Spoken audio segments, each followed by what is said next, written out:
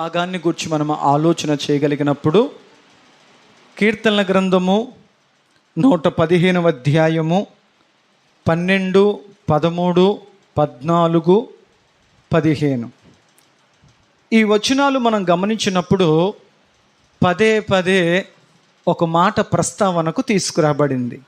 ఏంటి ఆ మాట? ఆశీర్వాదము, ఆశీర్వాదము, ఆశీర్వాదం. చాలా సందర్భాల్లో మన జీవితాల్లో ప్రార్థించేటప్పుడు కానీ అనేక సందర్భాల్లో ఆత్మీయ జీవితంలో ఆశీర్వాదము, రెండవది దీవెన, ఈ రెండు ఒకటేనా, రెండింటికి గల అర్థాలు వేరా అన్న విషయాలు అనేకులు గ్రహించలేకపోతూ ఉన్నారు.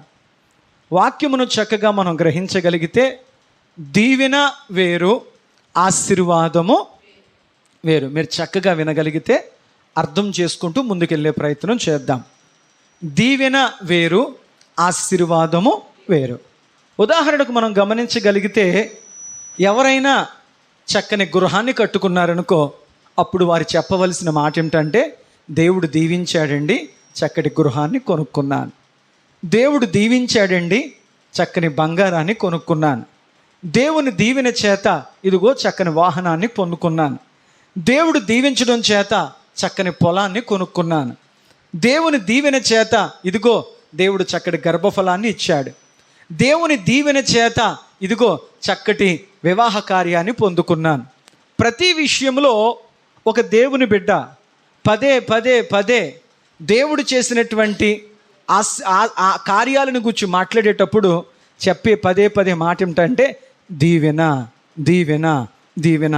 అంటే ఈ లోకములో మనిషికి అవసరమయ్యే ప్రతి అవసరాలు, ఆర్థికపరమైన ప్రతి అవసరాలను కూడా దీవెనతో పోల్చగలుగుతాం. దేవునికి స్తోత్రం. మీకు అర్థమైంది?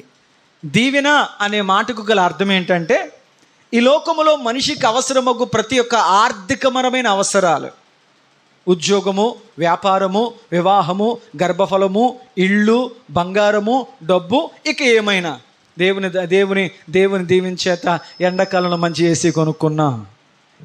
ఇలా కారణాలు ఏమైనా ఉండొచ్చు, కానీ మనిషి తన దైనందిన జీవితంలో తనకు అవసరమైన ప్రతిదానికి ఉపయోగించే ఒక మాట ఏంటంటే దీవెన. చెప్పండి, ఏ మాట? దీవెన. మరి ఆశీర్వాదం అంటే ఏంటి? దీవెన అంటే ఏంటో మాకు అర్థమైంది. మరి ఆశీర్వాదం అంటే ఏంటి అని మనం ఆలోచన చేయగలిగితే, బైబిల్ గ్రంథములో దేవుడు అనేక మంది భక్తులను ఆశీర్వదించారు. ఆశీర్వాదము కొరకు అతిగా అంతగానో ఆసక్తిగా ప్రార్థించిన వ్యక్తి ఎవరైనా ఉన్నారా అని అడిగితే మనకు బైబిల్ గ్రంథంలో యాకోబు భక్తుడు కనపడతాడు. దేవునికి స్తోత్రం చెప్పండి. హల్లెలూయా, హల్లెలూయా. ఒకసారి యాకోబు భక్తుని యొక్క జీవితాన్ని మనం గమనించగలిగితే, అతడు తన జీవితంలో తల్లి గర్భములోంచి బయటకు వచ్చే విషయంలో తన అన్నయ్యతో పోటీ పడ్డాడు. అయితే కొన్ని పరిస్థితుల రీత్యా అతడు తన తల్లి గర్భములోంచి బయటికి రాలేకపోయాడు. అతనికంటే ముందు తన అన్నయ్య, తన ఏశావు చేతిని చాపాడు. వెంటనే అక్కడ మంత్రసానిగా ఉన్న వ్యక్తి అతని చేతికి ఒక ఎర్రటి దారాన్ని కట్టింది. తర్వాత ఎవడొచ్చినా పర్లేదు, ఎవడి చేతికైతే ఎర్రటి దారం ఉంటుందో వాడే పెద్ద కొడుకు, వాడే జ్యేష్ఠుడు అన్న విషయానికి వచ్చింది. తల్లి గర్భములో ఎంత తపనతో పోరాడినప్పటికీ కూడా యాకోబు మొదటిగా ముందుకు రాలేకపోయాడు. అంటే ఎదుటివాడిని వెనక్కలాగేటువంటి మోసపూరితమైనటువంటి చర్య తల్లి గర్భములో నుంచి మొదలుపెట్టాడు యాకోబు. యాకోబు ఎదుగుతూ ఉన్నాడు. అతని మనసులో ఒక విధమైన చింత, ఒక విధమైనటువంటి ఆందోళన అతని హృదయంలో కూడా వెదుగుతూ ఉంది. కారణం ఏంటంటే, అయ్యో నా తల్లి గర్భములో ఉండగా ఎంతో ప్రయాసపడ్డాను, జ్యేష్ఠుడిని అవ్వడానికి, ఇంటికి పెద్ద కొడుకుని అవ్వడానికి ఎంతో ఆశపడ్డాను. ఆ జ్యేష్ఠత్వపు హక్కు నేను పొందలేకపోయాను. ఏ విధము చేత నేను అవకాశం ఉంటే గనుక నా అన్న దగ్గర నుంచి ఆ జ్యేష్ఠత్వపు హక్కు పొందుకున్న వాడికి జ్యేష్ఠత్వపు హక్కు యొక్క విలువ తెలియలేదు. జ్యేష్ఠత్వపు హక్కు పొందలేని వాడికి దాని పట్ల దప్పిక, ఆసక్తి, దాని విలువ అతనికి అర్థమైంది. అవకాశం కొరకు ఎదురు చూస్తూ ఉన్నాడు. ఉపోద్ఘాతం, అవకాశం కొరకు ఎదురు చూస్తూ ఉన్నాడు. యాషావు పెద్దవాడు గనుక తన తండ్రితో కలిసి కుటుంబ పోషణ కొరకు అడవిలోకి వెళ్ళి వేటాడడం నేర్చుకున్నాడు. యాకోబు చిన్నవాడు గనుక తన తల్లి చెంగు చాకుటున ఉండి వంటగదిలో సహకరిస్తూ మంచి రుచికరమైన వంట వండడం నేర్చుకున్నాడు. ఇద్దరూ పెద్దవారైపోయారు. ఒకానొక దినాన మిట్ట మధ్యాహ్నం ఎండాకాల సమయంలో అతడు పెద్దవాడుకున్నటువంటి యాషాబు వేటాడడానికి అడవికి వెళ్ళాడు. ఎండ దెబ్బ తగిలి ఎండలో వేటాడి వేటాడి వేటాడి అలిసిపోయిన దేహముతో ఇంటికి వచ్చాడు. అదే సమయానికి తమ్ముడు వంటగదిలో యాకోబు గారు ఎర్రటి చిక్కుడుగాయ కూర వండుతూ ఉన్నాడు. మంచి సువాసనకరంగా రుచికరంగా ఎర్రటి చిక్కుడుగాయ కూర వండుతున్నాడు. ఆకలితో ఉన్నటువంటి అన్నయ్య, తమ్ముడు నా కొరకే వండుతున్నాడు, కొద్దిసేపు నేను ఆగగలిగితే టైం వచ్చినప్పుడు నా ఆకలి తీర్చడానికి తమ్ముడు నాకు ఆహారాన్ని పెడతాడు, అది నా కోసమే అని తెలిసినప్పటికీ కూడా ఆతృతను ఆరాటమును ఆకలిని ఆపుకోలేక తొందరపాటుతో తొందరగా తినేయాలి అన్న ఉద్దేశముతో తమ్ముడితో అన్నాడు, తమ్ముడు నేను చచ్చేంత ఆకలితో ఉన్నానయ్యా, నేను ఆగలేకపోతున్నానయ్యా, నాకు తొందరగా ఆహారం పెట్టే. నేను అడిగినట్లు నువ్వు వెంటనే ఆహారం పెట్టగలిగితే గనుక నువ్వేది అడిగినా ఇచ్చేస్తాను అన్నాడు. ఇది అదునుగా తీసుకున్నటువంటి యాకోబు అన్నాడు, అయ్యా నువ్వు ఆరాటంగా ఉన్నావు, నువ్వు తొందరపడుతూ ఉన్నావు, నీకు వెంటనే ఆహారం పెట్టమంటున్నావుగా, నీకు పెడతాను, అయితే అంతకు బదులుగా నేను ఏదడిగినా నాకు ఇస్తావా? యాకోబుతో యాషావు అన్నయ్య చెప్పిన మాట, నువ్వేమడిగినా నీకు ఇచ్చేస్తాను. ఆతృత అలాగుంది, తపన అలా ఉంది, తొందరపాటు అలా ఉంది. వెంటనే యాషావు అన్నాడు, నువ్వేమడిగినా ఇస్తాను. అప్పుడు యాకోబు చెప్పాడు, నువ్వు అడిగినట్లుగా ఆహారం నీకు పెడతాను, అందుకు బదులుగా నీ జ్యేష్ఠత్వపు హక్కును నాకు ఇస్తున్నట్లు ప్రమాణం చేయి. దేవునికి స్తోత్రం, హల్లెలూయా. అర్థం చేసుకుంటూ వినాలి. వెంటనే అతడు ఒక ప్రమాణం చేశాడు, ఇదిగో ఇది మొదలుకొని యాషావును నేను నా జ్యేష్ఠత్వపు హక్కును మనస వాచ నా తమ్ముడికి ఈ జ్యేష్ఠత్వపు హక్కును నేను దానం చేస్తున్నాను, దారాదత్తం చేస్తున్నాను, నేను ఇచ్చేస్తున్నాను అని చెప్పి ప్రమాణం చేసి ఆ తమ్ముడు పెట్టినటువంటి ఎర్రటి రుచికరమైన చిక్కుడుగాయ కూర వంటకాన్ని తిని మూతి కడుక్కొని వెళ్ళిపోయాడు. ఎప్పుడైతే అతని ఆకలి తీరిపోయిందో, ఎప్పుడైతే అతనికి కడుపు నిండిపోయిందో, ఎప్పుడైతే అతనికి తృప్తి కలిగిందో, అప్పుడు అతని ఆలోచన పనిచేయడం మొదలుపెట్టింది. ఏమని ఆలోచించాడంటే, ఇదేంటి, ఎంత తొందరపడ్డానేంటి, ఎంత ఆవేశపడ్డానేంటి, ఎంత పొరపడ్డానేంటి, నా తమ్ముడు నా కోసమే కదా ఆ వంట వండుతున్నాడు, ఆ టైం వచ్చినప్పుడు నా తమ్ముడు నేను అడక్కముందే నాకు అవన్నీ ఇస్తాడు కదా, అయినా ఎందుకు తొందరపాటుతో అనాలోచనగా నేను ఎందుకు ఆవేశపడ్డాను, ఆ సమయం వచ్చేదాకా నేను ఎందుకు ఆగలేకపోయాను, తత్ఫలితంగా నా జీవితంలో విలువైన జ్యేష్ఠత్వపు స్థితిని, ఆ శ్రేష్ఠ ఫలాన్ని ఎందుకు పోగొట్టుకున్నానా అని చెప్పి యాషావు ఏడ్చిన దాఖలాలు మనం చూడగలుగుతాం. దేవునికి స్తోత్రం. వాక్యానుసారంగా మనం ఆలోచించగలిగితే ఈ లోకములో ప్రతి వ్యక్తి జీవితంలో ఎప్పుడు ఏ సమయానికి, ఎప్పుడు ఏ వయసులో, ఎప్పుడు ఏం జరగాలో అవన్నీ దేవుడు ఒక వ్యక్తి జీవితంలో సమకూర్చుతాడు. ఇదిగో ఈ వయసు రాగానే ఇది నీకు జరగాలి, ఈ సమయం రాగానే నీ జీవితంలో ఈ కార్యం జరగాలి అని నువ్వు పుట్టిన మొదలుకొని ఈ లోకయాత్ర ముగించి వెళ్ళేంత వరకు ఎప్పుడు నీ జీవితంలో ఏ ఏ కార్యాలు జరగాలో అవన్నీ దేవుడు శ్రేష్టమైన ఫలాలుగా నీ జీవితంలో సమస్తమును సమకూర్చి జరిగిస్తున్నాడు.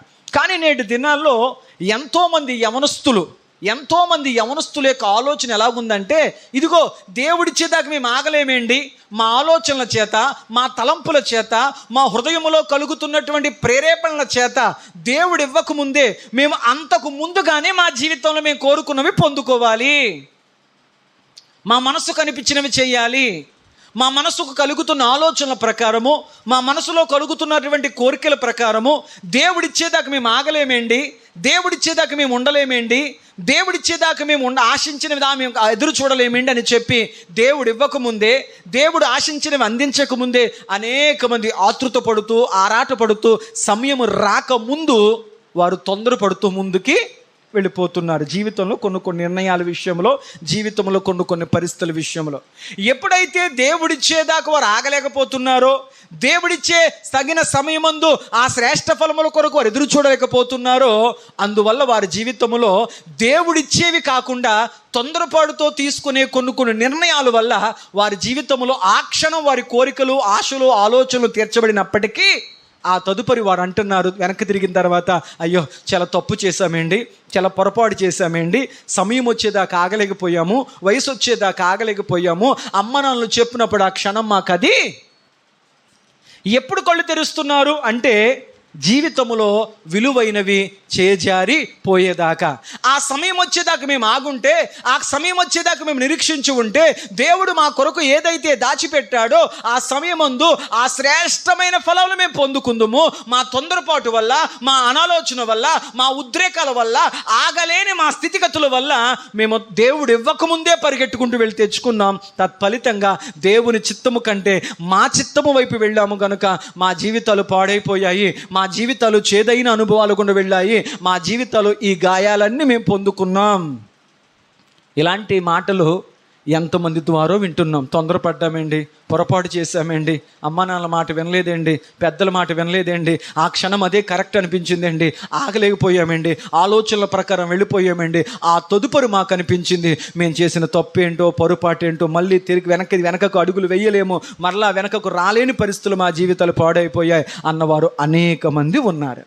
యాషావు జీవితం మనకు నేర్పుతున్న పాఠం ఏంటంటే, చేయించుకుంటారా, పాటు వద్దు, ఆవేశపడొద్దు, అనాలోచనగా సమయం రాకముందే నువ్వు దేని కొరకు కూడా మాట్లాడరేంటి, తొందరపడకూడదు.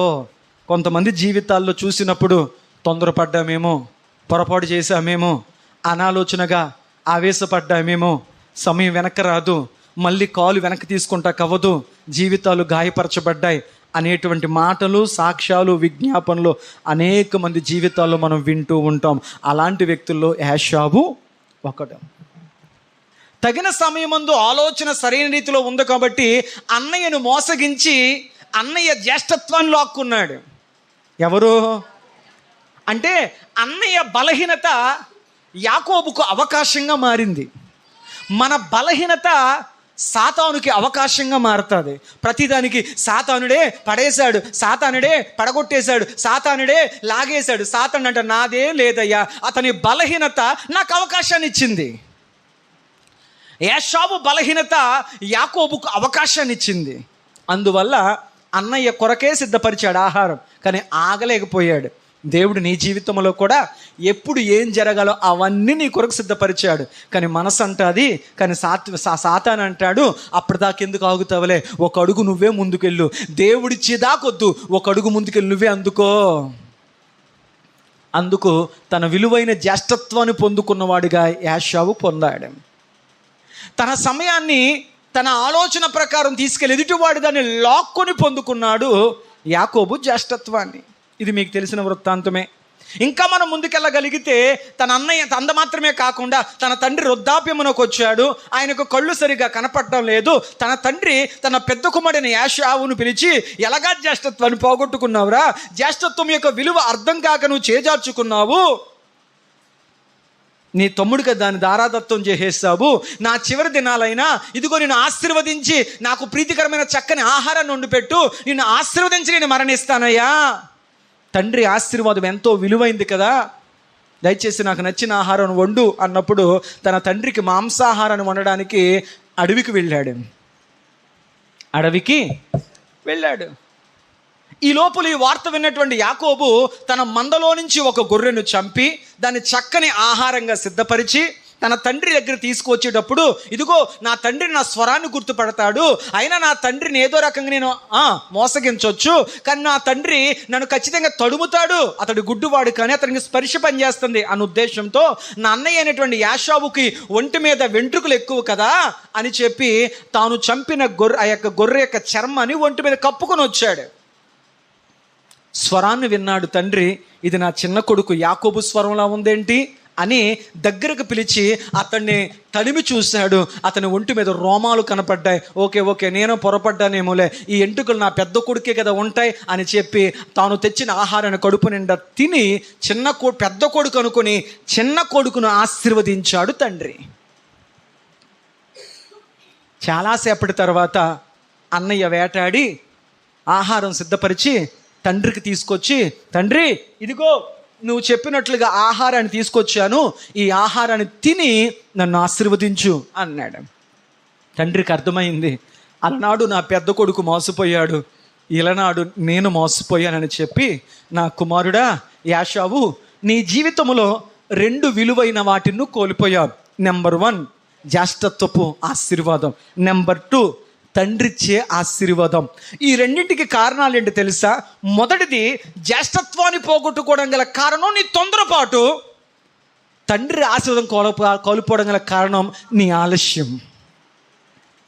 నువ్వు తొందరపాటుతో నాకు ఆహారం పెట్టే అన్న తొందరపాటులో నీ జ్యేష్ఠత్వాన్ని అమ్మేశావు. నీ తొందరపాటు నీ జ్యేష్ఠత్వాన్ని పోగొట్టింది. రెండవది, రావలసిన సమయానికి రాకుండా నీవు ఆలస్యం చేసావు చూసావా, ఈ ఆలస్యము నీ తండ్రి ఆశీర్వాదాన్ని. ఒక దేవుని బిడ్డగా మీ ఆత్మీయ జీవితంలో యాకోబు యాషాబుల జీవితం మీకు నేర్పించే పాఠం ఏంటంటే, దేవుని సన్నిధిలో విషయంలో నీ భక్తిలో తొందరపాటు ఉండకూడదు, అలాగే నీ ఆత్మీయ జీవితంలో ఆలస్యం ఉండకూడదు. తొందరపాటు దేంట్లో ఉండకూడదు. నువ్వు దేనికోసమైతే ప్రార్థిస్తున్నావో తగిన కాలమందు దేవుడు నీకు అనుగ్రహించేంత వరకు, దేవుడు ఏ సమయం ముందు ఎప్పుడు నా జీవితంలో ఏం జరగాలని ప్రభు చిత్తములో ఉందో ఆ చిత్తము కొరకు, ఆ ప్రణాళిక కొరకు, ఆ ఉద్దేశము కొరకు నేను నిరీక్షణ కలిగి ఎదురు చూస్తాను అనేటువంటి తొందరపాటు లేని నిదానముతో కూడిన నిరీక్షణతో కూడిన మనస్సుతో నువ్వు ఉండాలి. అంత మాత్రమే కాకుండా నువ్వు దైవ కార్యాల విషయంలో ఆలస్యము చేయువాడిగా, తొందరపాటు ప్రమాదమే, ఆలస్యము. తండ్రి చెప్పాడు, నీ తొందరపాటు ఆ రోజు జ్యేష్ఠత్వపు ఆశీర్వాదాన్ని పోగొట్టుంది, ఈరోజు నీ ఆలస్యము తండ్రి ఆశీర్వాదాన్ని పోగొట్టుంది. లేదయ్యా నా దగ్గరికి ఆశీర్వాదాలు కావాలితే శాపాలే ఇస్తాను.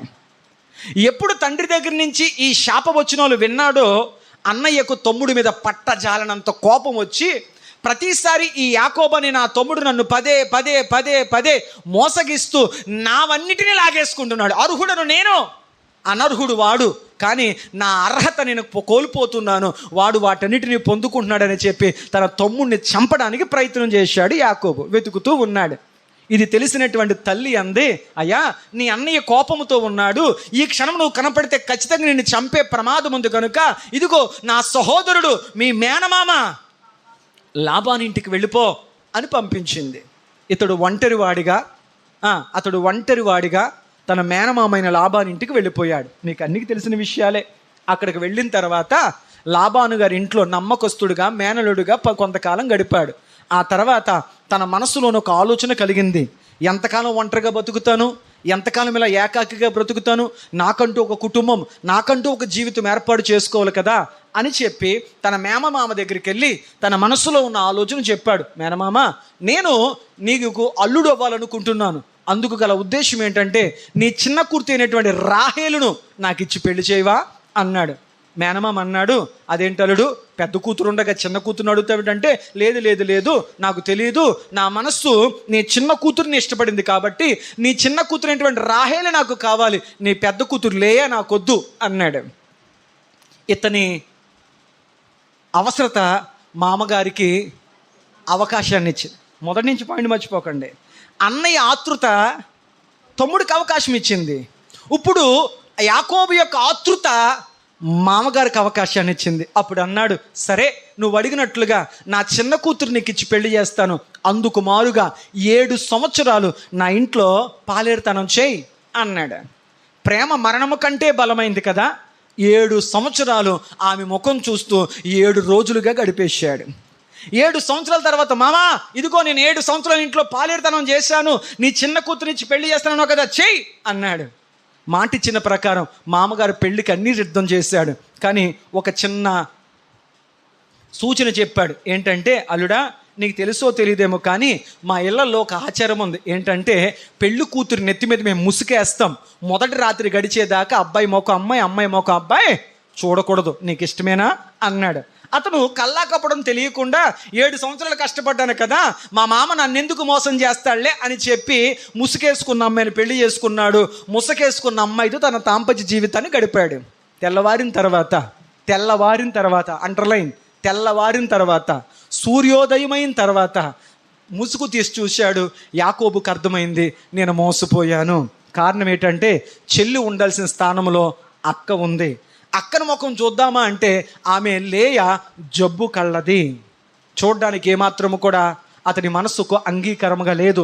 వెంటనే కోపం పట్టలేక మేనమామ దగ్గరికి వెళ్ళి, ఏంటి మేనమామ, 7 సంవత్సరాలు నీ దగ్గర పాలేరుతనం చేయించుకున్నావు, అయినా నన్ను మోసగించి చిన్న కూతురు బదులు పెద్ద కూతురుని ఎలా ఇచ్చావు అని అడిగితే మేనమామ చెప్పాడు, లేదలుడు, నేను నీకు చిన్న కూతురునికి ఇచ్చి పెళ్లి చేస్తే నా పెద్ద కూతురు జీవితం పాడైపోతుంది, ఆమెను ఎవరు పెళ్లి చేసుకోరు, కైక నా కూతురు జీవితం బాగుండాలి కాబట్టి నా వ్యక్తిగత స్వార్థం కోసం నా పెద్ద కూతుర్ని ఇచ్చాను, అయినను నీ ఆతృతను బట్టి ఇంకొక అవకాశం నీకు ఇస్తాను, నీ ఆతృత నాకు ఇంకొక అవకాశాన్ని కలిగిస్తుంది, నీకు ఇష్టమైతే చిన్నదాన్ని నీకు ఇస్తాను, తోడు నీడగా ఉంటారు ఇద్దరికిద్దరు, కాబట్టి ఇంకొక 7 సంవత్సరాలు చేయి అన్నాడు.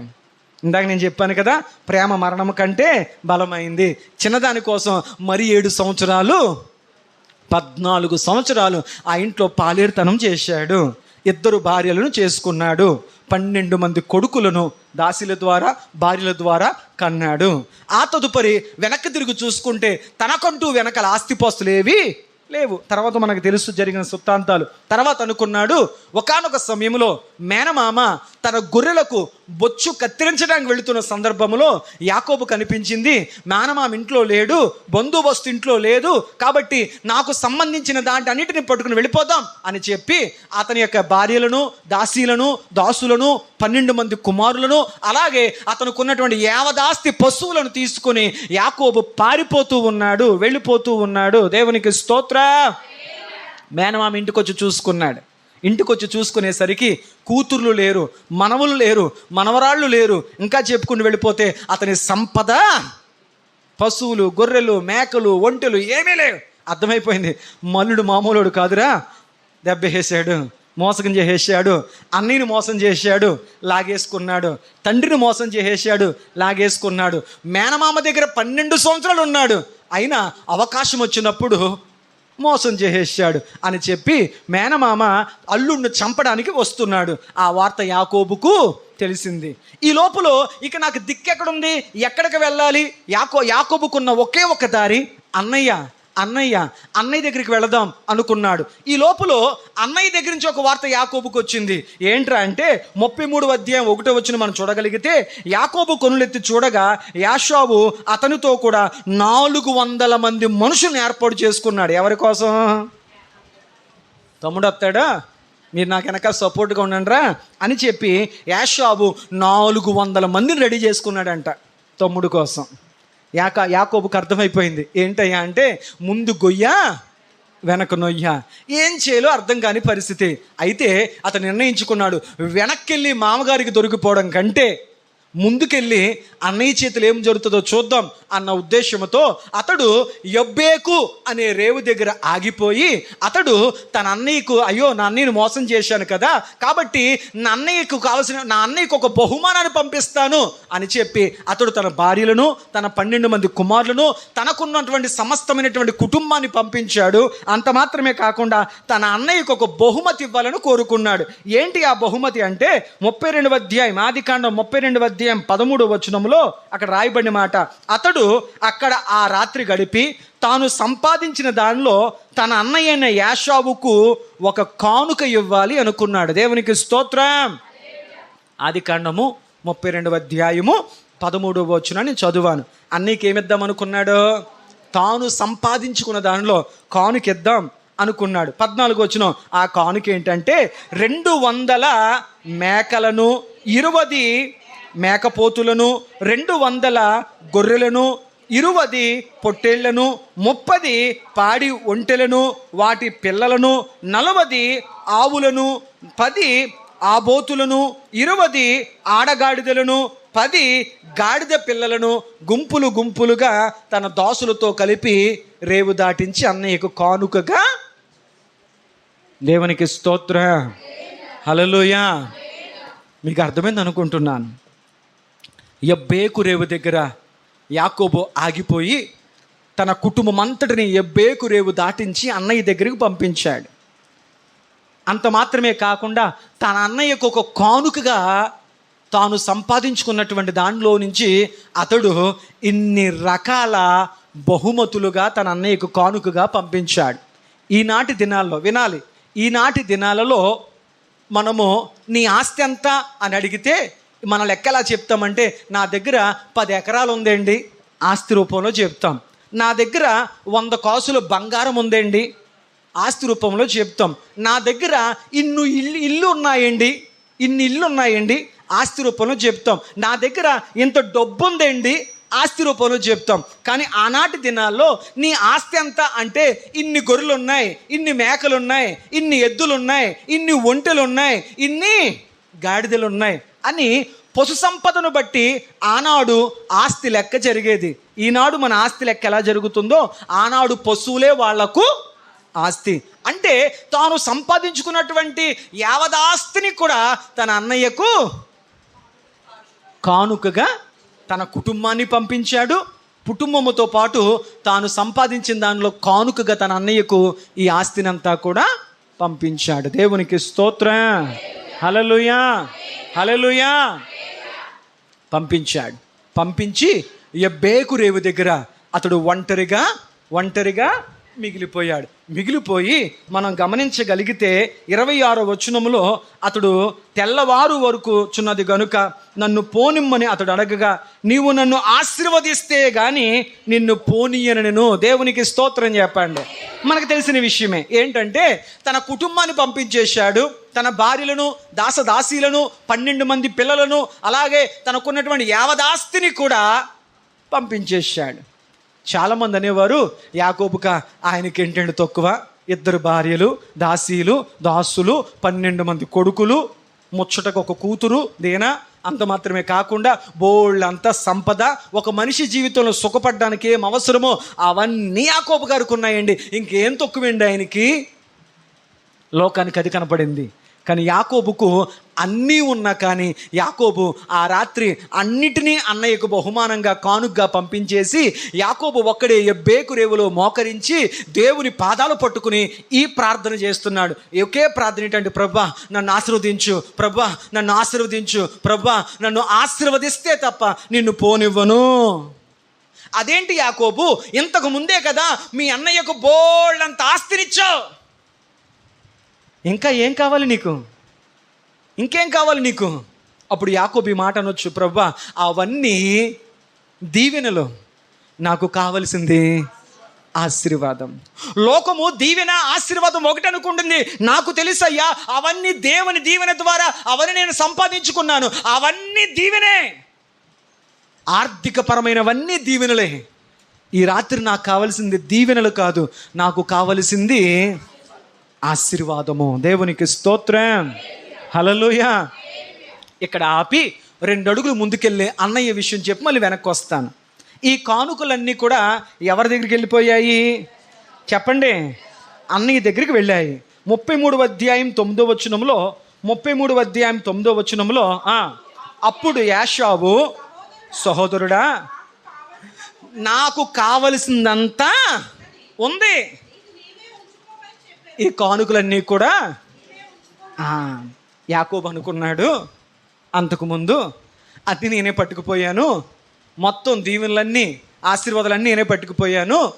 మా అన్నయ్య అక్కడ పేదరికం అనిపిస్తున్నాడేమో, మా అన్నయ్యకి అక్కడ ఏమీ లేదేమో, లేమరికం ఉన్నట్టుంది, అన్నీ నాకే దేవుడిచ్చేశాడు, మా అన్నయ్యకి ఏమి లేవని చెప్పి ఇతడు తనకున్నటువంటి సంపదనంతా అన్నయ్యకి పంపిస్తే అన్నయ్య అన్నాడు, నా సహోదరుడా, నా తమ్ముడా యాకోబు, పొరపడ్డావు, నీవేవి నాకు అవసరం లేదు. ఎందుకో తెలుసా, నీకంటే అన్నీ నా దగ్గర ఉన్నాయి. దేవునికి స్తోత్రం.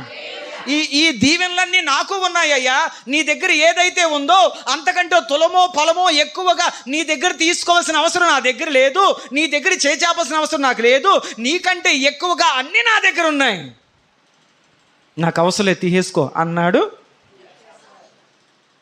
కానీ యాషావుకు తెలుసు, నీ దగ్గరున్న నీ దగ్గరున్న దీవెనలన్నీ నా దగ్గర ఉన్నాయి, ఆర్థికపరమైనవన్నీ నా దగ్గర ఉన్నాయి, కానీ నీ దగ్గర ఉందే, నా దగ్గర లేనిది ఒకటేమో, ఏంటి తెలుసా? దేవుని ఆశీర్వాదం. దేవునికి స్తోత్రం, హల్లెలూయా. నా దగ్గర, నీ దగ్గర ఉన్న వాటికంటే ఎక్కువ నాకున్నాయ్యా. అన్ని దీవెనలు నా దగ్గర ఉన్నాయి, నీకంటే ఎక్కువ ఆస్తిపాస్తులు నా దగ్గర ఉన్నాయి. నీకు నాకు తేడా ఏంటంటే, నీకు దేవుని ఆశీర్వాదం ఉంది, నాకు ఏ ఆశీర్వాదమో? ఆస్తులు ఉన్నాయి, ఆశీర్వాదము లేదు. దేవుని ఆశీర్వాదం యొక్క విలువ యబ్బేకు రేవు దగ్గర యాకోబుకు అర్థమైంది. దేవునికి స్తోత్రం. ఈనాడు బాధాకర విషయం ఏంటంటే, చాలామంది వ్యక్తులు, ఏ అమ్మా ఎందుకు చర్చికి రాలేదంటే, ఆదివారం కదండి, ఏదో డబ్బులు కలిసి వచ్చే పని వచ్చిందండి, అందుకని చెప్పి దేవుని ఆశీర్వాదాన్ని వదిలి దీవెనల కొరకు వెళ్ళిపోతున్నాం, రాబడి కొరకు వెళ్ళిపోతున్నాం, ఆర్థిక వనరుల కొరకు, ఆస్తిపాస్తుల కొరకు వెళ్ళిపోతున్నాం అనేవారు అనేక మంది లోకంలో ఉన్నారు.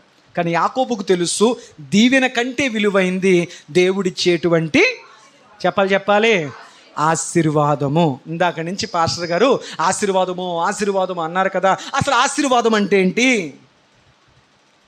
దేవుడి దగ్గర నుంచి మాత్రమే ఇది ఆశీర్వాదము. నాన్న దగ్గర నుంచి రాదు ఈ ఆశీర్వాదము, మామగారి దగ్గర నుంచి రాదు ఈ ఆశీర్వాదము, అన్నయ్య దగ్గర నుంచి రాదు ఈ ఆశీర్వాదం, డబ్బెట్టి కొనుక్కోలేము, ఇది దేవుడి ద్వారా మాత్రమే దొరుకుతుంది అని యాకోబు దేవుణ్ణి మాత్రమే పట్టుకొని ఆ రాత్రంతా ఆశీర్వదించు అని ఎందుకు అడిగాడంటే, ఆశీర్వాదం యొక్క విలువ యాకోబు గారి దగ్గరికి వెళ్ళి, అంత పట్టుపడుతున్నావే దేవుడిని ఆశీర్వదించమని చెప్పి, అసలు ఆశీర్వాదం అంటే ఏంటయ్యా అని అడిగితే, యాకోబు అంటాడు, ఇంతవరకు నా జీవితంలో ఏమీ లేదో అదే ఆశీర్వాదం. ఏమి లేదు నీ జీవితంలో? ఏం లేదంటే, అయ్యా నా జీవితంలో మనశ్శాంతి లేదు, నా జీవితంలో నెమ్మది లేదు, నా జీవితంలో ప్రశాంతత లేదు. ఏం లేదంట? నెమ్మది లేదయ్యా, మనశ్శాంతి లేదయ్యా, ప్రశాంతత లేదయ్యా. ఆస్తులున్నాయి చెప్పుకోవడానికి నా అనేవారు నా చుట్టూ వేలాది మందిగా ఉన్నారు, కానీ నా లోపల ధైర్యము లేదు.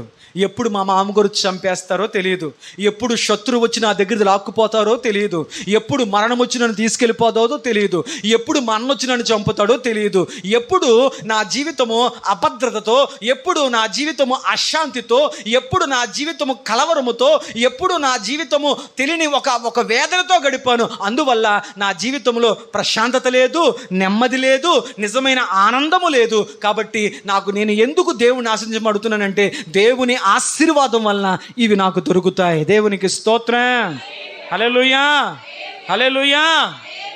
దేవుని ఆశీర్వాదం అంటే నువ్వు సమాధానంగా బ్రతకడం, దేవుని ఆశీర్వాదం అంటే నువ్వు మనశ్శాంతిగా బ్రతకడం, దేవుని ఆశీర్వాదం అంటే సంపూర్ణ సంతోషముతో జీవించడం, దేవుని ఆశీర్వాదం అంటే నెమ్మదితో బ్రతకడం.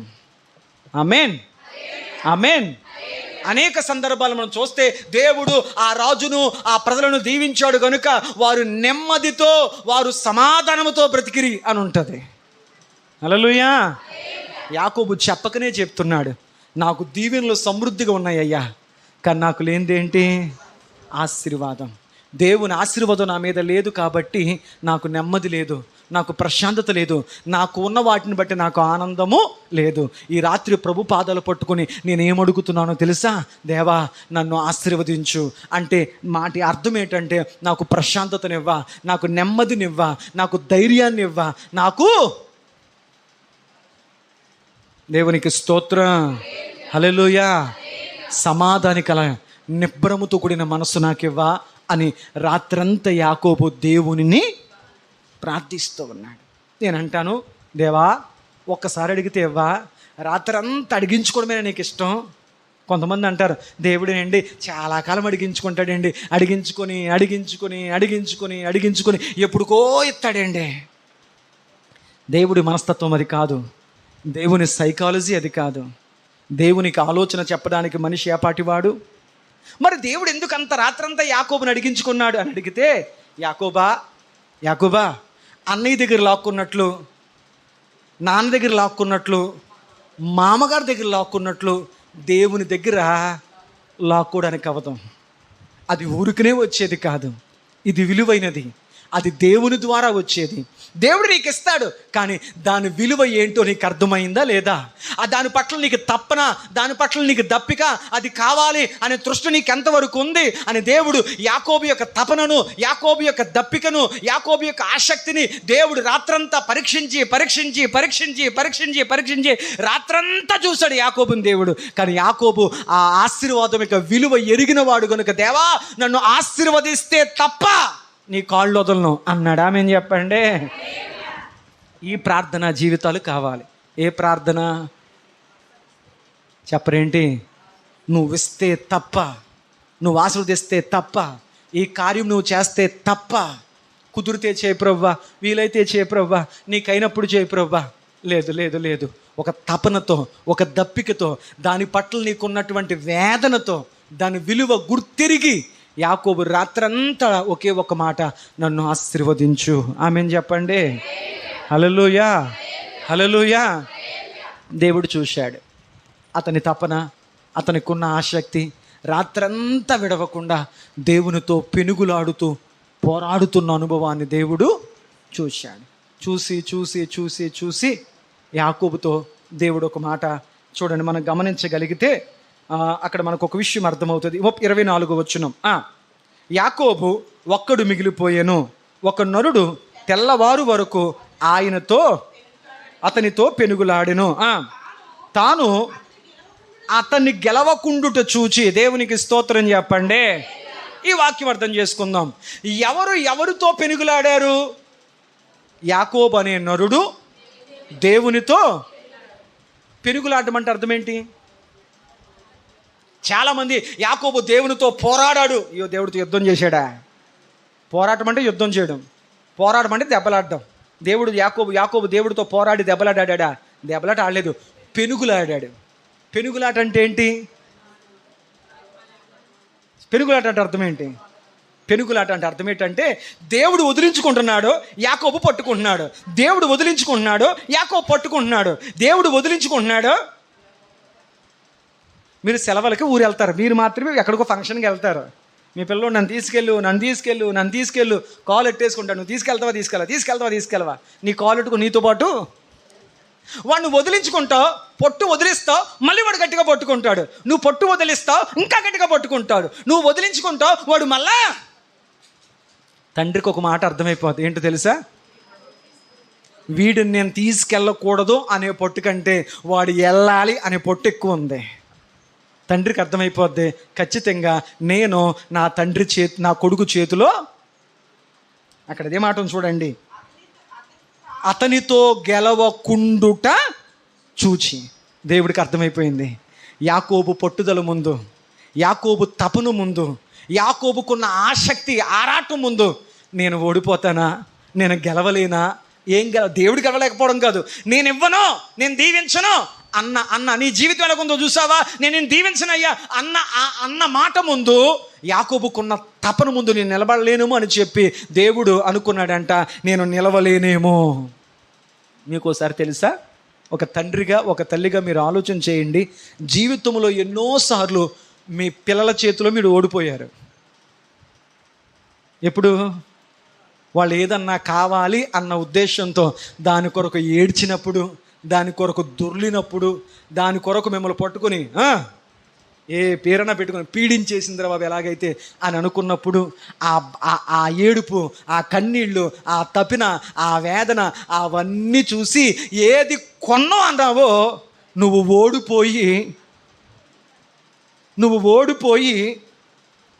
నీ బిడ్డ అడిగిందే అప్పుడు వాళ్ళు నగ్గుతారు. నువ్వు ఓడిపోయే అవకాశం ఉంది.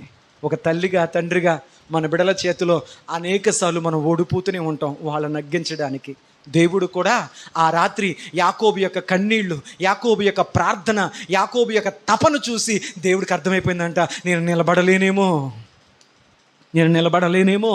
అని అర్థమైపోయి, యాకోబా రాత్రంతా ప్రార్థించో, దేవుని కొరకు చెప్పు.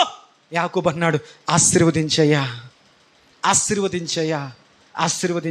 ఆశీర్వాదం అంటే ఏంటి? దేవా నాకు ప్రశాంతత కావాలి, నాకు నెమ్మది కావాలి, నాకు హృదయంలో ఆనందం కావాలి, నన్ను ఆశీర్వదించు. దేవుడు నేసి అడిగాడు, సరే యాకోబు ఆశీర్వదిస్తాను, ఆశీర్వాదం కదా కావాలి అని చెప్పి దేవుడు ఆశిస్తానని చెప్పి యాకోబుని తొడగూటు మీద కొట్టాడు, తన్నాడు. ఏం చేస్తానన్నాడు? ఆశీర్వదిస్తానన్నాడు. దేవుడు ఆశీర్వదిస్తానని చెప్పి యాకోబుని ఏం చేశాడు? తొడగూటు మీద కొట్టాడు. యాకోబు ఊహ ఏంటంటే, సరే యాకోబు మోకాళ్ళే అని చెప్పి యాకోబు నెత్తి మీద దేవుడు చెయ్యేసి, ఇదిగో ఇది మొదలుకొని నువ్వు కోరుకున్నట్లుగా నీ జీవితంలో సర్వాశీర్వాదములు కలుగునుగాక అంటాడు అనుకున్నాడు యాకోబు.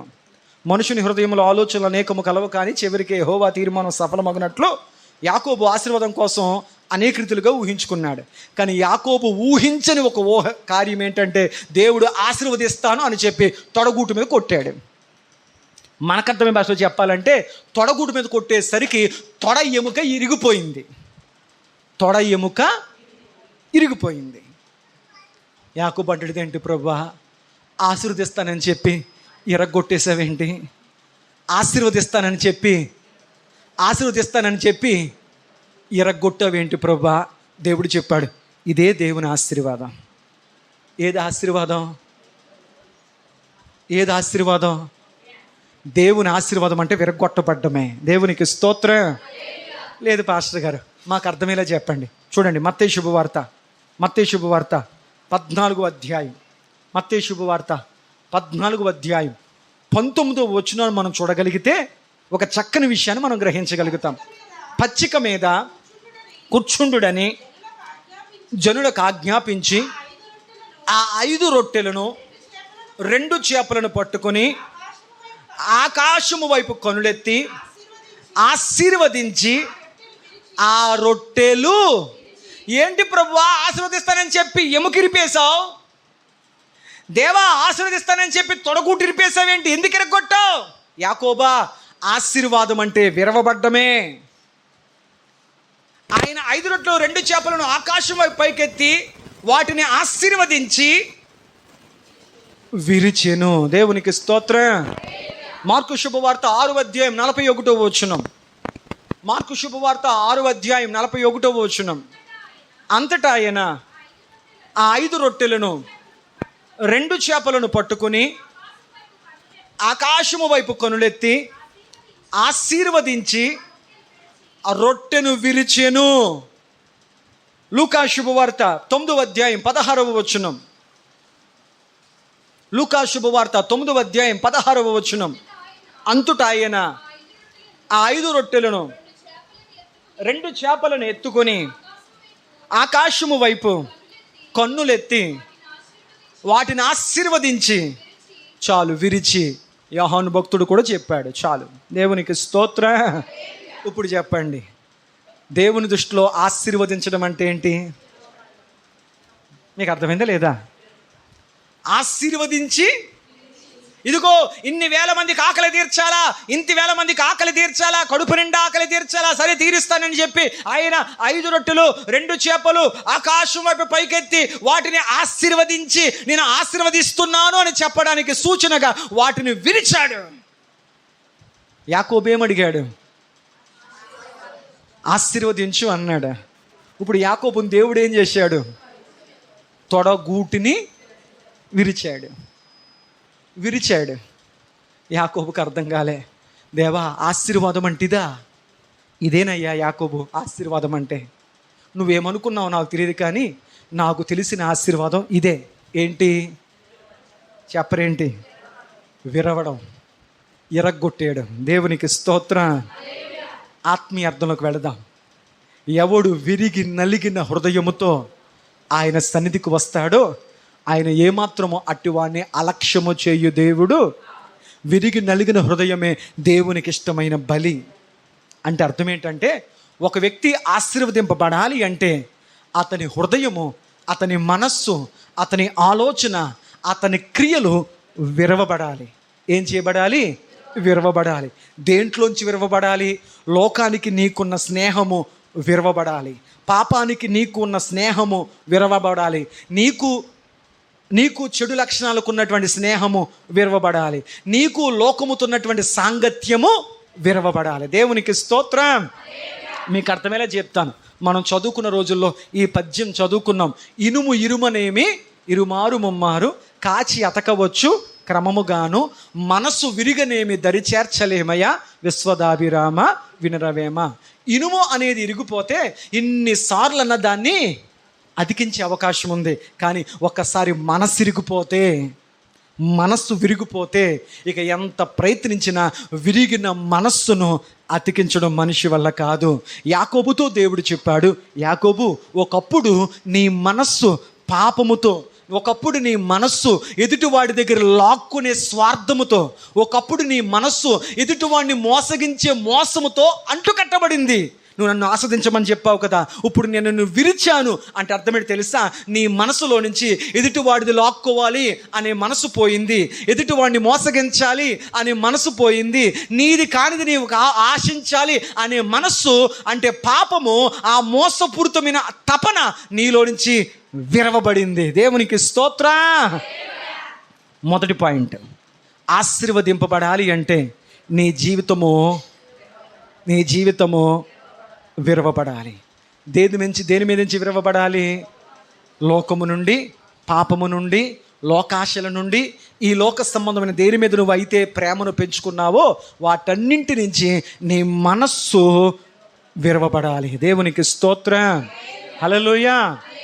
ఇంతకు ముందే అండి యేసు ప్రభు నమ్ముకోకముందు నా జీవితం ఎలా ఉండేది? చాలామంది చెప్తుంటారు, ఎక్కువసేపు అద్దం దగ్గరే నిలబడేదాన్ని అండి.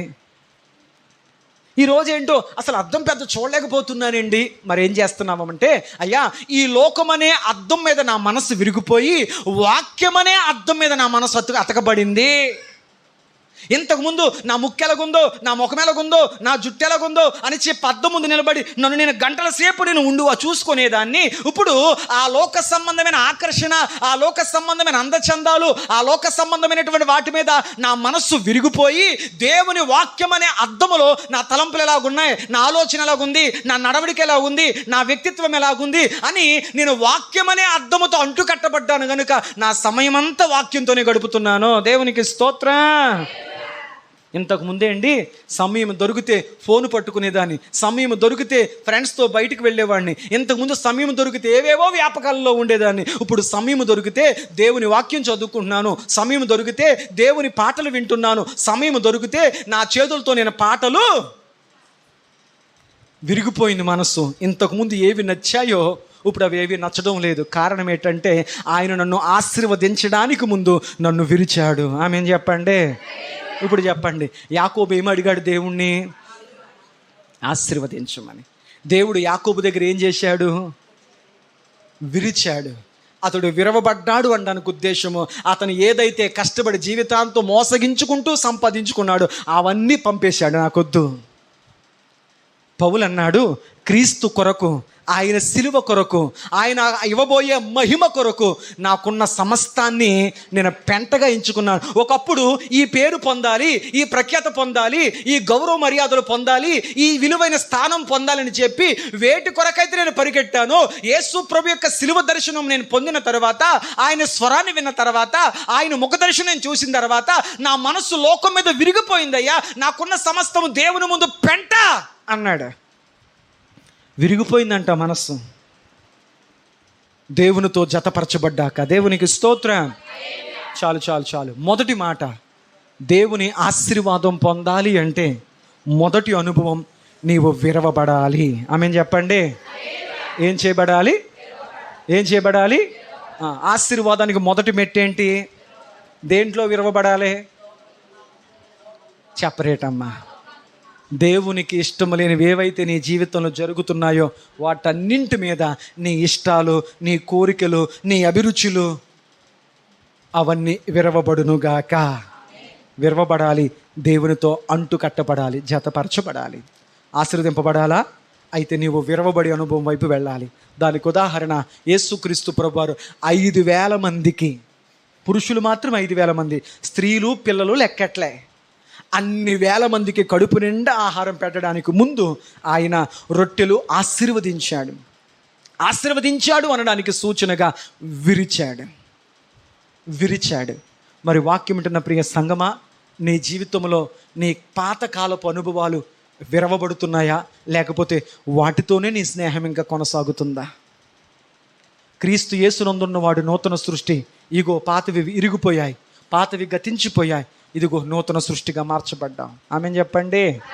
ఇప్పుడు చెప్పండి, దేవుని ఆశీర్వాదానికి నువ్వు అర్హుడవు కావాలంటే మొదటి మెట్టు విరవబడాలి. యాకోబు యొక్క తొడగూటిన దేవుడు ఇరిచాడు. ఎందుకు ఇరిచాడు పాస్టర్ గారు అని అడిగితే, ఇంతకుముందు వరకు యాకోబు అనుకునేవాడు, నా తెలివితేటలు, నా సామర్థ్యం, నా జ్ఞానం ఉపయోగించి అన్నను, నాన్నను, మామను, నేను సంపాదించుకున్నవన్నీ నా జ్ఞానమే, నా తెలివితేటే, నాకున్నటువంటి నా నా నా నా నా నా మీద ఆధారపడ్డాడు. ఇప్పుడు దాకా నా నా అన్నాడు కదా, దేవుడు దాన్ని నిలిచేశాడు. దేన్ని? అక్షరార్థకంగా తొడగూటు విరిగింది, ఆత్మీయార్థంగా నేను అన్న అహంభావం విరిగిపోయింది. ఆమెన్ చెప్పండి. హల్లెలూయా. మీకు అర్థమైందా లేదా? అక్షరార్థకంగా తొడగూటు ఎముక ఇరిగిపోయింది, కానీ ఆత్మీయంగా ఇంతవరకు ఇవన్నీ నేను, నా తెలివి, నా సామర్థ్యం, నా జ్ఞానం అన్నాడు. నేను అనే అనుభవం ఇరగొట్టాడు దేవుడు. ఆమెన్ చెప్పాలి. కాబట్టి దైవ ఆశీర్వాదం పొందాలి అంటే సమాధానము, నెమ్మది, ప్రశాంతత, ఆత్మ సంబంధమైన ఫలములతో నువ్వు అభివృద్ధి పొందాలి అంటే గుర్తుపెట్టుకో, నీ జీవితంలో నేను అనేటువంటి స్థితి లోకముతో, పాపముతో విరవబడునుగాక. విరవబడ్డాడు. విరవబడిన తర్వాత అతను పొందుకున్న అనుభవం ఏంటో మీకు మరోసారి జ్ఞాపకం చేసి ముందుకెళ్ళే ప్రయత్నం చేస్తాను. చూడండి, కాలు, తొడగూటు విరవబడింది. దేవునికి స్తోత్రం. 30 వచనం చదవండి. అప్పుడు దేవుడు అడిగాడు, యాకోబు, అయ్యా నీ పేరేంటి? అతడు చెప్పాడు, నా పేరు యాకోబేండి. తన జీవితం ఉన్నదన్నట్లుగా చెప్పేశాడు. మోసగాడేండి, యాకోబేండి. అయితే యాకోబు, కంగారు పడకు, విరగొట్టేశాను కదా, ఇక నుంచి నీ పేరు మోసపూరితమైన మనసు విరగొట్టేశాను, మోసపూరితమైన ఆలోచనలు విరగొట్టేశాను, ఎదుటి వాడిది లాక్కోవాలి అనే బలత్కారపు మనసు విరగొట్టేశాను. ఇక నుంచి నీ పేరు యాకోబు కాదు, మోసగాడు కాదు, ఇజ్రాయేలు. దేవునికి స్తోత్రం. ఎప్పుడైతే యాకోబుని దేవుడు విరగొట్టాడో, రెండో అనుభవంలోకి దేవుడు యాకోబుని తీసుకెళ్ళాడు. ఆ రెండో అనుభవం ఏంటో తెలుసా? చూడండి, 30 వచనం మనం చూడగలిగితే, యాకోబు, నేను ముఖాముఖిగా దేవుని చూచితిని, అయినను నా ప్రాణము దక్కించుకొంటినని ఆ స్థలమునకు పెనూయేలు అని పేరు పెట్టెను. పెనూయేలు అంటే దేవుని ముఖము. దేవునికి స్తోత్ర. హల్లెలూయా. ఎప్పుడైతే విరవబడ్డాడో రెండో అనుభవంలోకి వెళ్ళాడు. రెండో అనుభవం ఏంటంటే పెనూయేలు అనుభవం. పెనూయేలు అనుభవం అంటే ఎప్పుడైతే నీ మనసులో లోకముతో ఉన్నటువంటి సహవాసం విరిగిపోయిందో, తదుపరి నీకు కలిగే అనుభవం ఏంటంటే దేవునితో ముఖాముఖి అనుభవం. దేవునికి స్తోత్రం. ఎవరితో ముఖాముఖి? మాట్లాడండి. దేవునితో ముఖాముఖి. ముఖాముఖి అంటే అర్థం ఏంటి? ముఖము. నా ముఖం నువ్వు చూడాలి, నీ ముఖం నేను చూడాలి. అంటే యబ్బేకు రేవు దగ్గర దేవుడు యాకోబును విరిచిన తర్వాత అతన్ని ఆశీర్వదించడానికి రెండో అనుభవంలోకి తీసుకువెళ్ళాడు. ఆ అనుభవం పేరే ముఖాముఖి అనుభవం. దేవునికి స్తోత్రం. మోషే అంటాడు, దేవుడు సినాయి పర్వతం మీద దేవుడు ఒక నరుడితో, ఒక మనుషుడితో మాట్లాడినట్లుగా ఆయన ముఖాముఖిగా నాతో మాట్లాడాడు. ఈరోజు ఆ భక్తులకు మాత్రమే కాదు, ఈరోజు నీకు దేవుడు గొప్ప కృప ఇచ్చాడు. ఏంటో తెలుసా? నీ హృదయము లోకము నుండి, పాపము నుండి విడవబడిన తర్వాత దేవుని వాక్యములో నీవు ముఖాముఖిగా నీ ముఖాన్ని దేవుని ముఖాన్ని నువ్వు చూడగలుగుతున్నావు. దేవునికి స్తోత్రం. దేవునితో ముఖాముఖిగా మాట్లాడడం అంటే అర్థం ఏంటి? రెండు అనుభవాలు. నీవు దేవునితో మాట్లాడడం అంటే నువ్వు ప్రార్థన చేయడం, దేవుడు నీతో మాట్లాడడం అంటే నువ్వు వాక్యాన్ని చదవడం, వినడం. దేవుడు నీతో మాట్లాడుతున్నప్పుడు దేవుడు నీ ముఖాన్ని చూస్తాడు. నువ్వు దేవుడితో మాట్లాడుతున్నప్పుడు నువ్వు దేవుని యొక్క ముఖాన్ని చూడాలి. ఇంకోలా అర్థమేలా చెప్పాలంటే, దేవుని వాక్యము, బైబిల్ చదువుకున్నాము కదా, ఆది యందు వాక్యం ఉండెను, వాక్యము దేవుని యొద్ద నుండెను, ఆ వాక్యమే దేవుడై ఉండెను. ఆ దేవుని వైపు నువ్వు చూస్తున్నావు అంటే నీ ముఖాన్ని దేవునికి చూపిస్తున్నావు. అంటే దేవుని వాక్యం చదువుతున్నప్పుడు నీ జీవితం ఏంటో, నీ ఆలోచన ఏంటో, నీ విధానం ఎలాగుందో వాక్యం అనే అద్దములో నీ ముఖం కనపడుతుంది, నీకు అనిపిస్తుంది ఇదేంటి పాస్టర్ గారండి మీరు చెబుతున్న మాటలు నా జీవితానికి దగ్గరగా ఉన్నాయేంటి, నా ఆలోచన ఎలాగున్నాయో ఆలోచనల ప్రకారం మీరు వాక్యం చెప్తున్నారేంటి, నా మనసు ఏంటో, నా ఆలోచనలు ఏంటో, నా క్రియలు ఎలాగున్నాయో అది వాక్యంలో రాయబడింది ఏంటి అంటే దేవుని వాక్యం అనే అద్దంలో నీ ముఖాన్ని చూసుకుంటున్నావు. రెండవది, ఆ వాక్యములో దేవుడు ఏమై ఉన్నాడో, ఆయన గొప్పతనం ఏంటో, ఆయన గుణగణాలు ఏంటో, ఆయన ప్రేమ ఏంటో, ఆయన తత్వం ఏంటో ఆ వాక్యములో ఆయన ముఖము, ఆయన స్వరూపం నీకు కనపడుతుంది. దేవునికి స్తోత్రం. అర్థమైందా లేదా? చాలామంది అంటారు నా గురించి ఎవరికో పాస్టర్ గారు చెప్పేశారు, అందుకని పేపర్ మీద మొత్తం రాసుకొచ్చి నా గురించి చెప్పేశాడు. లేదు లేదు లేదు తల్లి, వాక్యం అనే అద్దములో దేవుడు నిన్ను చూపిస్తున్నాడు.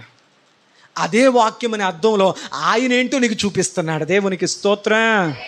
అంటే వాక్యము చదవడము, వాక్యము వినడము, ప్రార్థన చేయడము అంటే అర్థం ఏంటంటే దేవుని ముఖ దర్శనం, నీవు నీ ముఖ దర్శనం దేవునికి కలిగే అనుభవం, ముఖాముఖి అనుభవం. ఈనాడు చాలామంది చర్చికి బైబిల్ తేరవు, వాళ్ళకి ముఖాముఖి అనుభవాలు ఉండవు. మరికొంతమంది బైబిల్ తెరవరు, వాళ్ళు అనుకుంటారు నేను తెరిచి చూసే లోపల ఎవడు కూడా చదివేస్తాడులే, మన వాళ్ళు ఎక్కడవుతుందిలే, తెరవద్దు. వాళ్ళకి ముఖాముఖి అనుభవం ఉండదు. ఒకవేళ తెరిచినా కొంతమంది ఏకాగ్రతగా ధ్యాస పెట్టి ఏలు పెట్టి ఆ వాక్యాన్ని చూడరు, వాళ్ళకి ముఖాముఖి అనుభవము. అందుకే భక్తుడు అంటాడు కదా, నీ కళ్ళు చూచుచున్నవి గనుక అవి ధన్యములైనవి, నీ చేతులు తాకుచున్నవి గనుక అవి ధన్యములైనవి. రెండవ అనుభవం ఏంటంటే ఎప్పుడైతే యాకోబు విరవబడ్డాడో రెండవ పెనూయేలు అనుభవం అంటే అర్థం ఏంటంటే దేవునితో ముఖాముఖి అనుభవం వచ్చింది. దేవునికి స్తోత్రం. ఇంతకుముందు వేటినో చూడాలనిపించేది, ఇప్పుడు యాకోబుకు దేవుని ముఖమే చూడాలనిపిస్తుందంట. ఇశ్రాయేలుగా మారిన తర్వాత నీ జీవితంలో నువ్వు దేవుని ద్వారా ఆశీర్వదింపబడుతున్నావు అనడానికి రెండు ఉదాహరణలు. నెంబర్ 1, నీ ఇష్టాలు, నీ అభిప్రాయాలు, నీ అభిరుచులు, నీ కోరికలు లోకం నుంచి విరవబడతాయి. నీ కోరికలు, నీ ఇష్టాలన్నీ దేవునిలోనే ఉంటాయి. నెంబర్ 1 విరవబడ్డం. నెంబర్ 2 దేవునితో చెప్పరేంటమ్మా ముఖాముఖి అనుభవం. పొద్దున్న లెగ్గాని దేవుని వాక్యాన్ని చూస్తావు, సమయం ఉన్న ప్రతిసారి దేవుని ముఖ దర్శనం అనగా ప్రార్థన ద్వారానో వాక్యము ద్వారానో ఏదో విధమైన ప్రక్రియ ద్వారా దేవుని ముఖ దర్శనంతో గడపడానికి నువ్వు ఇష్టపడతావు. అది రెండవ అనుభవం. దేవునికి స్తోత్రం. మరి రెండు అనుభవాలు నీ జీవితంలో ఉన్నాయో లేవో పరీక్షించుకోండి. ఎప్పుడైతే దేవుని యొక్క ముఖ దర్శనం యాకోబుకు కలిగిందో యాకోబుని దేవుడు నీతిమంతుడిగా మార్చి ఇశ్రాయేలు అని పేరెట్టాడు. దేవునికి స్తోత్రం. యాకోబు కాస్త ఏమైపోయాడు?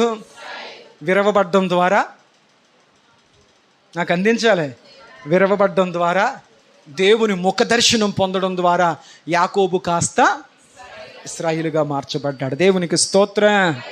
అంటే ఆయన నీతిమంతుడిగా మార్చాడు.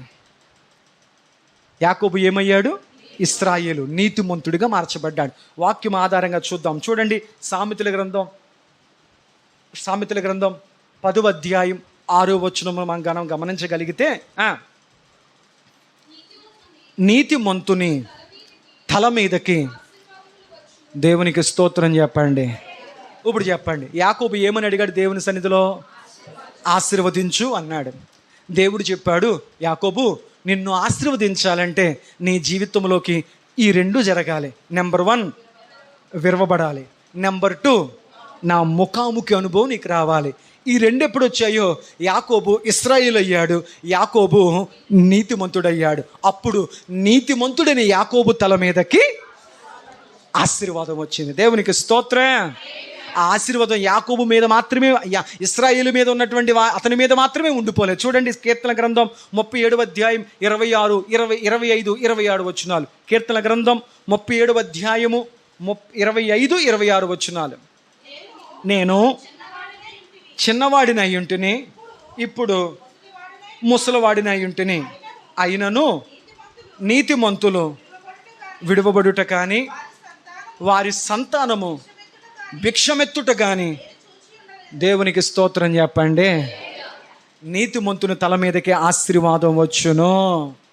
ఏంటి పాస్టర్ గారు ఆశీర్వాదాలు అంటే, యాకోబు గారు ఇశ్రాయేలుగా మారాడు, మోసగాడు నీతిమంతుడయ్యాడు, అతని ఆస్తులు పెరిగాయా? లేదు లేదు లేదు. వాక్యం చెప్తున్న మాట ఏమిటయ్యా అంటే, నీతిమంతుని తల మీదకి ఆశీర్వాదం వచ్చును అనే మాటను మనం అర్థం చేసుకుని ముందుకు వెళితే, నీతిమంతులోను దేవుడు విననాడు వాడు కాడు. అంత మాత్రమే కాకుండా ఆ పిల్లలను సైతము ఆయన విడిచిపెట్టడు. వారు బిచ్చమెత్తుకునే స్థితిలో దేవుడు ఉండనివ్వడు. దేవునికి స్తోత్రం. ఆనాడు యాకోబుని ఇశ్రాయేలుగా నీతిమంతుడిగా మార్చిన దేవుడు ఈనాటికి ఇశ్రాయేలు జనాంగం ప్రపంచంలో ప్రజ్ఞాన విషయంలో, నైపుణ్యత విషయంలో ఒక ఉన్నతమైన జ్ఞానాలతో బ్రతుకుతున్నారు. దేవునికి స్తోత్రం. ఇజ్రాయేలు టెక్నాలజీ, అతని జ్ఞానము, నైపుణ్యత ఈనాడు దేశంలో ఎవ్వడికి లేదంట. అంతటి జ్ఞానం, అంతటి నైపుణ్యత. అంటే యాకోబు ఇశ్రాయేలుగా మారడం మాత్రమే కాదు, నీతిమంతుడిగా మారడం కాదు, ఇన్ని వేల తరాలు గడిచిన ఆ పిల్లల మీద దేవుని ఆశీర్వాదము అలాగే ఉంది. దేవుడు వారి చెయ్యి విడిచిపెట్టనివ్వలేదు. బిచ్చమెత్తుకునే స్థాయికి దేవుడు వారిని నిలబెట్టలేదు. దేవునికి స్తోత్రం. మొన్న యుద్ధానికి కూడా భారతదేశానికి సపోర్ట్ చేసింది ఇజ్రాయెల్. ఆమేన్, ఆమేన్. గమనించగలిగితే 2 అనుభవాలు, విరవబడుట, రెండవది ముఖాముఖి అనుభవాలు. దేవునికి స్తోత్రం. ఈ 2 ఎప్పుడు జరిగాయో తెల్లారిపోయింది. ఏమైపోయింది? తెల్లారిపోయింది. చూడండి, ఆ మాట కూడా మీకు జ్ఞాపకం చేస్తాను. ఇంక 2 విషయాలు చెప్తాను. ఆదికాండం 32వ అధ్యాయం 31వ వచనం. అతడు పెనూయేలు నుండి, అంటే దేవునితో ముఖాముఖి అనుభవం పొందుకున్నాడు, నీతిమంతుడిగా మార్చబడ్డాడు, దేవుని ఆశీర్వాదం యాకోబు మీదకి వచ్చేసింది. పెనూయేలు అనుభవాన్ని, అంటే ఎబ్బేకు దాటేసి పెనూయేలు అనుభవాన్ని నుంచి అతడు ముందుకి తన ఆత్మీయ జీవితంలో దేవునితో ముఖాముఖి అనుభవంతో ముందుకు సాగిపోతూ ఉండగా సూర్యోదయం ఆయనో. దేవునికి స్తోత్రం. 3వ అనుభవం ఏంటి? సూర్యోదయం. ఏమైందంట? విరవబడ్డాడు, ముఖాముఖి పెనూయేలు అనుభవం పొందుకున్నాడు. 3వది, అతని జీవితంలోకి నూతన సూర్యోదయం వచ్చింది. ఆమేన్ చెప్పండి. హల్లెలూయా. అతను ఎలా మార్చబడ్డాడు? నీతిమంతుడిగా మార్చబడ్డాడు. అతని జీవితంలోకి ఏమొచ్చింది? సూర్యోదయం వచ్చింది. నీతిమంతుడు సూర్యోదయం, నీతిమంతుడు సూర్యోదయం. మలాకి గ్రంథం 4వ అధ్యాయం 2వ వచనం. మలాకి గ్రంథం 4వ అధ్యాయం 2వ వచనం. అయితే నా నామమందు దైవభక్తులు గలవారగు మీకు నీతి సూర్యుడు ఉదయించును, ఆయన రెక్కలు మీకు ఆరోగ్యము కలగజేయును. దేవునికి స్తోత్రం చెప్పండి. యాకోబు ఎలా మార్చబడ్డాడు? నీతిమంతునిగా. పెనూయేలు అనుభవం తర్వాత అతని జీవితంలోకి ఏమొచ్చింది? సూర్యోదయం. 2 కలపండి. నీతి సూర్యుడు, నీతి సూర్యుడు. ఇప్పుడు యాకోబు ఏ అనుభవం గుండా వెళ్ళాడు? నీతి సూర్యుని అనుభవం గుండా. యెహోవా కొరకు ఎదురు చూచువారు నూతన బలముగా పొందుదురు, వారు బలముగా ఉదయించు సూర్యుని వలె ఉందురు. ఆయన రెక్కల చాటున యాకోబు ఆరోగ్యవంతుడిగా బ్రతికాడు. దేవునికి స్తోత్రం. హల్లెలూయా. నూతన వెలుగు వచ్చింది, నూతన సూర్యోదయం వచ్చింది. నీతిమంతునిగా అతను మార్చబడ్డాడు. నీతిమంతుడకు నీతి సూర్యుని యొక్క వెలుగు అతని జీవితం మీద పడింది. లెమ్ము, త్యాజరిల్లుము, యెహోవా మహిమ యాకోబు నీ మీద ఉదయించుచున్నది. దేవునికి స్తోత్రం. ఆశీర్వదింపబడ్డానికి 3 అనుభవాలు. నెంబర్ 1 విరవబడ్డం, నెంబర్ 2 ముఖాముఖి పెనూయేలు అనుభవం, నెంబర్ 3 నీతి సూర్యుని యొక్క ముఖకాంతి అతని మీద జీవితంలో ప్రకాశించింది. అంతవరకు అర్థమైందా? 4వ చివరి మెట్టు. అతనికి సూర్యోదయం అయిపోయింది. అప్పుడు అతడు తొడ కుంటుచు. ఇప్పుడు ఎలా నడిచాడు చెప్పండి? ఇప్పుడు మీరు అన్నారు, పాస్టర్ గారు ఎక్కడన్నా బైబిల్లో తొడగు దేవుడు యాకోబు యొక్క ఇరిపేశాడని ఉందా? ఇప్పుడు చూడండి, ఇక్కడ అతడు తొడగూటు విరిగిపోవడం చేత, విరిగిపోవడం అంటే అర్థం ఏంటి? ఇరిగిపోయింది. విరవబడ్డం చేత అతడు నడవలేక అతడు తన కాలును చెప్పరేటమ్మా కుంటుచూ నడిచాను. దీంట్లో ఆత్మీయ పాఠం ఏంటి? కుంటుచూ నడిచాను. అప్పుడు దాకా దేని మీద నిలబడ్డాడు? నేను నాది అహంభావం. ఎప్పుడైతే దేవుడు విరగ్గొట్టాడో అతని జీవితంలో రావాల్సినటువంటి 3 అనుభవాలు వచ్చేసాయి. నెంబర్ 1 విరగగొట్టబడ్డాడు. నెంబర్ 2 దేవునితో ముఖాముఖి అనుభవం పొందుకున్నాడు. నెంబర్ 3 అతని జీవితంలో ఒక నూతనమైన నీతి సూర్యోదయం అతను పొందుకున్నాడు. నెంబర్ 4 తొడవుతూ విడిగిపోయింది కదా, నడవలేకపోతున్నాడు కదా, వెంటనే అతనికి సహకారముగా అతడు ఆధారపడడానికి అతని చేతిలోకి ఒక కర్ర వచ్చింది. అతని చేతిలోకి ఒక కర్ర వచ్చింది. వాక్యం చదువుకుంటూ వెళ్ళిపోతే యాకోబు ఆ క్షణం మొదలుకొని చచ్చిపోయేదాకా అతడు నడవడానికి ఆ కర్ర మీద ఆధారపడే నడిచాడంట. దేవునికి స్తోత్రం. ఆ రాత్రి నుంచి ఆ విరవబడిన అనుభవం మొదలుకొని, ఆ రాత్రి నుంచి ఆ సూర్యోదయం మొదలుకొని, ఆ విరవబడిన అనుభవం మొదలుకొని యాకోబు మరణించేంత వరకు ఆ కర్ర మీద ఆధారపడే నడిచాడంట. ఆ కర్రే దావీదు అంటాడు, నీ దుడ్డు కర్రయు నీ దండము నన్ను ఆదరించును. చెప్పకనే చెబుతున్నాడు. ఏంటయ్యా అంటే ఆ కర్రే దేవుడు. ఆ కర్రే చెప్పరేంటి? ఎవని మనసు తన దేవుడైన యెహోవా మీద ఆనుకొనునో ఆయన వాని పూర్ణ మనశ్శాంతి గలవానిగా చేయును. యాకోబు, నువ్వు కోరుకున్న ఆశీర్వాదం ఇదే కదా. ఏంటి? మనశ్శాంతి, నెమ్మది, ప్రశాంతత. ఎప్పుడు ఏమైపోతుందనే కలవరము లేని ధైర్యము. నీతిమంతుడు సింహం వలె ధైర్యముగా ఉండును. 4వ అనుభవం ఏంటంటే అతడు జీవితాంతము చనిపోయేంత వరకు కర్ర మీద ఆధారపడే నడిచాడంట. దాన్ని ఆత్మీయార్థంతో తీసుకుంటే ఆ కర్ర దేవుడైతే అతడు బ్రతుకున్నంత కాలం ఎవరి మీద ఆధారపడి బ్రతికాడు? విరవబడిన నాటి నుంచి ప్రతి క్షణము దేని మీద ఆధారపడ్డాడు? దేవుడు, దేవుడు, దేవుడు, దేవుడు, దేవుడు. చనిపోయేదాకా మీరు బైబిల్ మొత్తం చదువుకోండి. చనిపోయేదాకా యాకోబు ఇశ్రాయేలుగా మారిన తర్వాత ఆయన జీవితంలో చెప్పుకోదగ్గ ఒక్క మచ్చ కూడా లేదు. ఇంకొక మచ్చ లేదు, ఇంకొక తప్పు లేదు, ఇంకొక మోసము లేదు. ఎందుకో తెలుసా? మారిపోయాయి. దేవునికి స్తోత్రం. నిజమైన దైవాశీర్వాదాలు పొందుకున్నాడు. తత్ఫలితంగా యాకోబు అడిగిన ఆశీర్వాదము దేవుడు యాకోబుకి ఇచ్చాడు. ఆమెన్ చెప్పండి. అందుకే తాను నిండు వృద్ధాప్యములో ఉన్నప్పుడు, మంచం మీద పడుకుని మరణస్థితిలో ఉన్నప్పుడు తన 12 మంది కొడుకులను రమ్మని చెప్పి తన జీవిత పాఠాలు వారికి చెబుతూ, ఇదిగో ఏదో సంపాదిద్దామని పోరాడానురా, అన్నను మోసగించి, తండ్రిని మోసం చేసి, మామగారిని మోసగించాను, దేవుణ్ణి మోసం చేయలేకపోయాను, పెనుగులాడాను, పోరాడాను, పట్టుపట్టాను, గోజాడాను, బతిమాలుకున్నాను. ఈ రోజున దేవుని మీద ఆనుకుని ఇన్ని అనుభవాలు పొందుకున్నాను. నా కుమారులరా, ఇలా బ్రతకండి మీరు అని చెప్పి 12 మందికి జ్ఞానోపదేశము చేసి అతడు ఆ కర్రతోనే ఆ మంచం మీదే అతడు కాలం చేసాను. దేవునికి స్తోత్రం. కర్ర కర్ర కర్ర. ఏంటి ఆ కర్ర? దేవునితో నడిచాను, దేవునితో కలిసి ఈ లోకాన్ని విడిచిపెట్టాడు. దేవునికి స్తోత్రం. హల్లెలూయా, హల్లెలూయా. 4 అనుభవాలు. యాకోబు ఆశీర్వదింపబడ్డానికి 4 అనుభవాలు. నెంబర్ 1 విరవబడ్డం. నెంబర్ 2 ముఖాముఖి అనుభవం. నెంబర్ 3 నీతి సూర్యుని వెలుగు. నెంబర్ 4 దేవుని మీద ఆనుకుంటా, ఆధారపడ్డా. ఎప్పటిదాకా? కాలము ప్రభు పిలుపు వచ్చేంతవరకు ఆనుకున్నాడు. తత్ఫలితంగా ఈనాటికి చరిత్ర పుటముల్లో కొన్ని లక్షల సంవత్సరాలు గడిచిపోయిన యాకోబు ఇశ్రాయేలుగా ఆశీర్వదింపబడిన వాడిగా ఆయన మాత్రమే కాదు, వారి పిల్లల పిల్లల పిల్లల వరకు కొనియాడబడుతున్నారు. దేవునికి స్తోత్ర. ఇప్పుడు చెప్పండి, దీవెన ఏంటి, ఆశీర్వాదం ఏంటి? దీవెన అంటే ఏంటి, ఆశీర్వాదం ఏంటి? దేవుడు అందరినీ దీవిస్తాడు, కానీ ఆశీర్వాదము విలువ ఎరిగిన వాడు మాత్రమే దాన్ని అడుగుతాడు, వాడిని మాత్రమే ప్రభు ఆశీర్వదిస్తాడు. అట్టి ఆలోచనతో పరిశుద్ధాత్మ దేవుడు మనల్ని ముందుకు నడిపింప చేయునుగాక. ఆమేన్.